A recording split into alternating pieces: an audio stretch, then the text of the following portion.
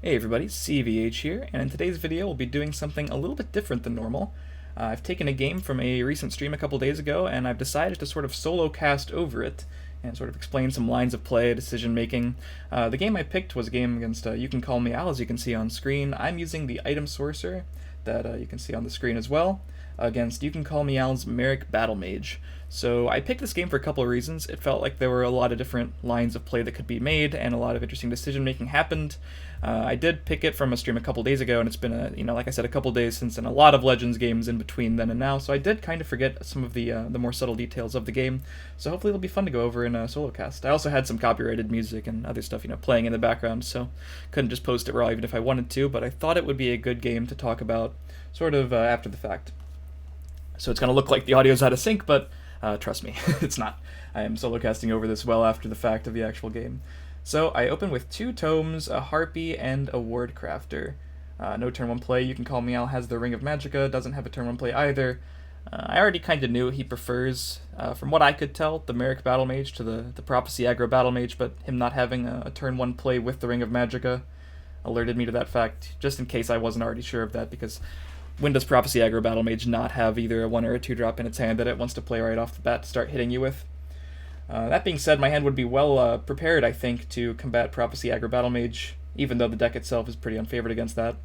Now, the Sorcerer variants, particularly mid-range Sorcerer with the Blackroom Necromancers, are traditionally a little bit favored against Merric. Item Sorcerer, it seems like the draws can be a little more wonky at times, so I just play out this Harpy in order to start pressuring my opponent, and I think the reason for this is because he can Ring of Magicka into an Earthbone Spinner on my Wardcrafter, and this ensures that I will have a Tome of Alteration target for the next turn.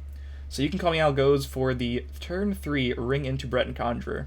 Not a super powerful play against a lot of decks, but against Sorcerer, probably one of the best cards to have. It's like a pretty much an instant keep in the mulligan, at least the first copy of it, so I'm not at all excited to see a Breton Conjurer hit the board that early. That being said, on board, it's not the hardest thing to take care of. He can trade into the 2-1. As long as he doesn't have an Earthbone Spinner for the Wardcrafter, I can then either Tome of Alteration it again, or Firebolt to take care of the 5-5 that's going to come out. I could Tome the Wardcrafter, and then Firebolt the Breton before he can reward it. That's the initial plan that I'm thinking of. So let's see what Al does here. He just goes for the trade on the Ward and the Firebolt. So that makes things a little bit tougher if I want to clear both the 5-5 and the 1-1. I have the Gardener for potential combos later. Nogleaf is actually a potentially powerful card in the matchup if I can start swinging with it, but they usually run 2 to 3 copies of Belligerent Giant, so my hand is basically a lot of pieces and not a whole lot of action. I decide here to just sort of set up a kill on the 5-5 using Daggerfall and the Tome, placing priority on the fact that if I leave the 1-1 out there, even not warded, there are lesser wards in a lot of these decks, there's Sentinel Battlemace in a lot of these decks. I decide not to take that attack. If I do that attack, and he wants to take the ward off with the rest of his, because he has a 5-5, so 2 and 2 is 4, it'd still be a 5-1 if he attacked my Daggerfall Mage, and then if I even Tome of Alteration, I wouldn't be able to take a trade where I'd have something on the board at the end of next turn. So it makes things a little bit harder to, it makes it harder to lose my entire board, but of course, this 5-5 is just threatening everything right now, and if he has removal for my 2-1, I threaten to not have a way to deal with the 5-5. So things are already getting a little bit out of control for me. The Firebolt's not a good sign there from the Cunning Ally. It just goes to show you that even though this is traditionally, I would call it slightly Sorcerer favored, it's very slight. It's definitely not a blowout by any stretch of the imagination, and cards like Breton Conjurer are very, very swingy when there aren't efficient answers into the deck.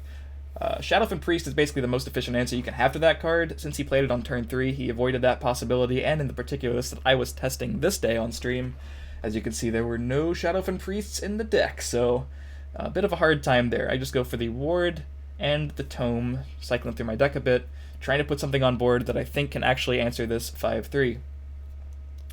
So at this point, we do know that he has a Firebolt in his hand, right? He didn't use the Firebolt on anything, I think.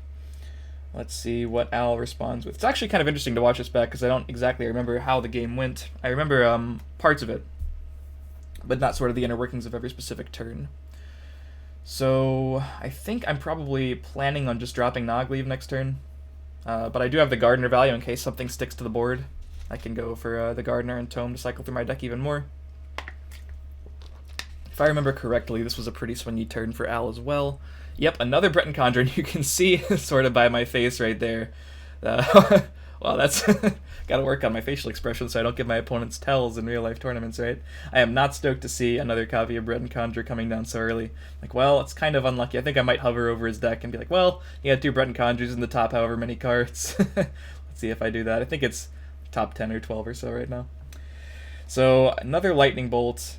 I can clear a bit, but at this point, I think if I'm fighting for the board in the left, I basically just go to the point where I think that lane is lost. And that's where the 2-lane system really sort of comes into play. I can just sort of say, well, that lane is lost, I can clear a bit of it, but he has another Breton Conjure, even if I try to fight back in that lane. Like I mentioned, no efficient answers to that card, so I might as well put my most resilient threat in the right lane and start to try to race. He has a good amount of damage on board, but hey, Nogleaf hits for a bunch too, and if there's only one thing that my hand does, it's sort of reach, right? I have some items to buff my guys, I have Gardener of Swords, if this 7/7 sticks. Belligerent Giant would be the absolute worst thing for me to see here. It'd be putting 7 power on board, bouncing my whole last turn, basically. So that would really sort of ruin everything. He's going for the Rapid Shot to cycle, summoning another 5/5, this time in the correct lane to block my Nogleaf. So sort of putting a halt to my race. Yeah, hover over the deck right there. I'm so tired of these 5/5s. I wish my deck had Shadowfen Priest right now. But, you know, that's what comes with testing decks without Shadowfen Priest. You just can't silence things, as it turns out. The 3rd Breton Conjure.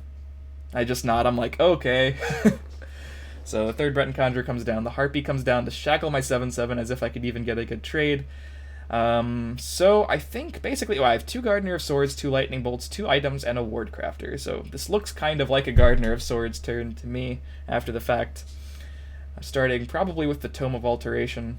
Wait, actually, yeah. I think this is a Mace turn, yeah. Yeah. I remember what I did here. This is nice. So I start to try to think, well, if he has no answer for my board, or no Earthbone Spinners or whatever. Earthbone Spinner, obviously, incredibly good against Gardener of Swords as well. Despite how high you may buff it, Earthbone Spinner will always just one-shot it. So I'm going to go ahead and shackle the 5/5 and shackle the 1/1 in hopes that he doesn't have any more damage-dealing actions or creatures like Rapid Shot, so he can't spawn any more 5/5s, because I'm pretty tired of Breton Conjure and Frost Adronox at this point. So we have 12, 13, 14 damage on the board now with double Lightning Bolt. And only thing that can attack in the right is the 2/1. I know you can't lethal me in the left. 5, 6, 7, 8, 9, 10, 11 on board. Even if he had 2 copies of Lightning Bolt, that wouldn't be quite lethal. I think it'd be 2 off. Yeah, the math checks out on that. So at the moment, since the Belligerent Giant didn't come down last turn, I mean, his play was very powerful, but it wasn't Belligerent Giant powerful, I don't think. So I can be pretty safe in assuming that this 9/8 is going to stick. It might get shackled again, which would be a serious problem. Because like I said, I don't have any silences, and even if I silenced it, it would remove guard and a lot of the power from these item buffs. But I can feel pretty safe in the fact that it's going to be sticking on the board. Maybe he's holding Supreme Atromancer or something, so I notice that this is pretty much my window of opportunity here. Yeah.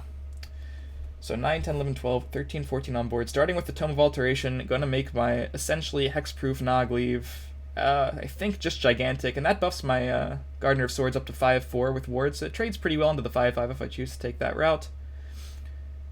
Let's see, 11, 16 from just those 2 cards. Let's see, 11, 12, 13. It doesn't particularly look like I can kill him yet, but I'm going through all the options post-fact. I remember the play here being pretty sick, but I don't exactly remember what I go with. The 5/4, this trade seems pretty obvious, so wouldn't be surprised if I fire that one off here. Skilled Blacksmith is a pretty decent draw, actually, because it allows me to go Skilled Blacksmith into Mace into Firebolt, just putting that additional 2 power on board. Obviously, I could already go for Mace and Firebolt without the Blacksmith. And this again, since the Gardener of Swords did not get Earthbone Spinnered, which is pretty gigantic, it does allow me to shackle 2 things, thus reducing the damage on board right down to 4, assuming that I didn't hit Prophecies, and I did not.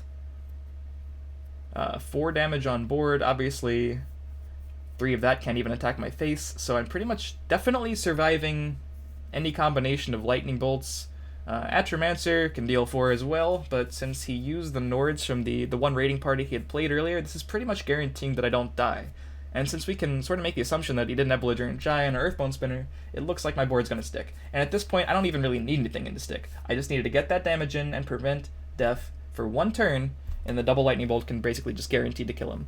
The only way Merric Battlemage has to heal is if Merric rolls a Snake Tooth Necklace, or if they're playing some crazy card that's not really in the deck, a whole lot like, I don't know, Royal Sage or something. So pretty much guaranteed to win at this point.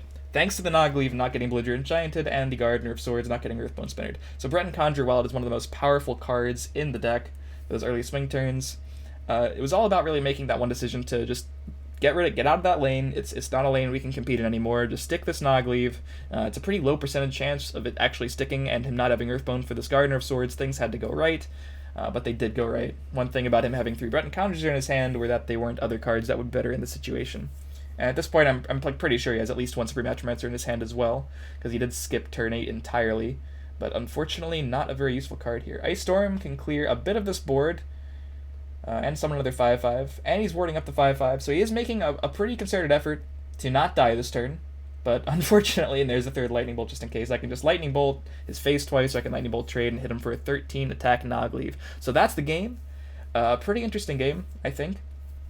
It's all about sort of using the lane mechanic to our benefit, and of course, giant Nogleaves and Lightning Bolts are pretty good. So if you've enjoyed, feel free to leave a like, comment what your thoughts are on the game, subscribe to the channel for more strategy content, highlights from the stream. I might do some more of these in the future. Let me know what you thought, if this was good content or not. I kind of like giving my thoughts on games after the fact, so let me know in the comments what you think of this video. Stay tuned for future videos, and I will see you guys next time.